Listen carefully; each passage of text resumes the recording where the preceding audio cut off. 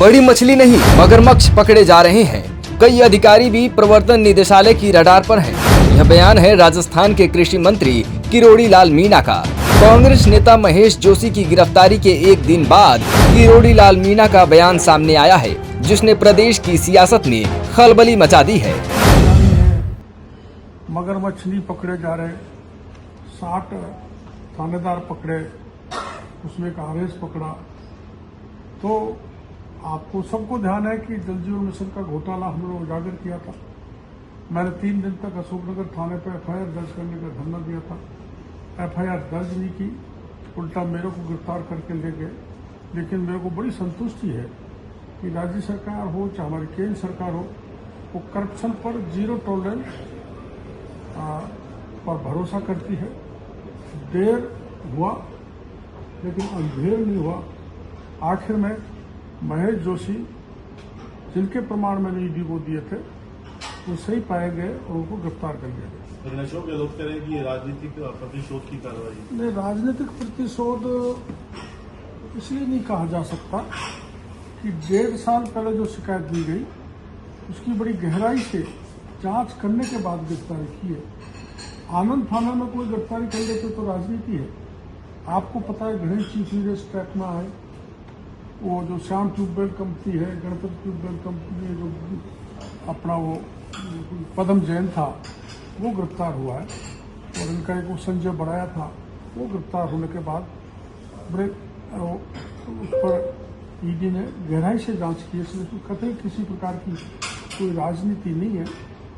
पूर्व मुख्यमंत्री राजनीति करने के लिए भाषण दे रहे हैं, लेकिन पूरा प्रदेश ये मानता है कि जल जीवन मिशन में भयंकर घोटाला हुआ।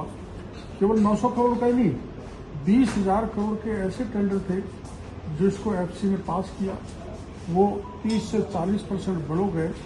राज्य में घटिया काम हुआ और ये 900 करोड़ का तो काम हुआ ही नहीं, बहुत कम काम किया। फर्जी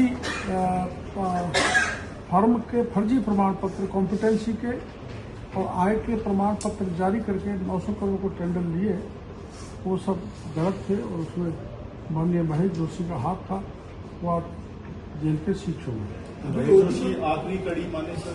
नहीं, ऐसा नहीं, महेश जोशी आखिरी कड़ी नहीं है। इसमें कई ब्यूरोक्रेसी के लोग भी हैं जो अभी तक नहीं पकड़े गए।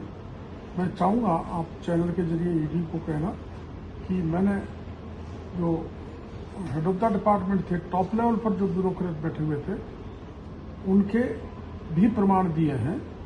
तो केवल महेश जोशी को पकड़ के तीसरी न हो, ब्यूरोक्रेट्स जिन्होंने करप्शन किया उनको भी पकड़ा जाए।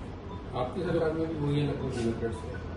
जी, आपकी सरकार में भी वही ब्यूरोक्रेट? तो सत्ता बदल जाती है, रहते तो वही है। उनको अपने वहाँ अमेरिका की जैसी परंपरा नहीं है कि सत्ता बदल। बता दें कि महेश जोशी जब सत्ता में थी तब किरोड़ी लाल मीणा ने ही जल जीवन मिशन के टेंडर घोटाले का मुद्दा उठाया था और ईडी को सबूत भी सौंपे थे।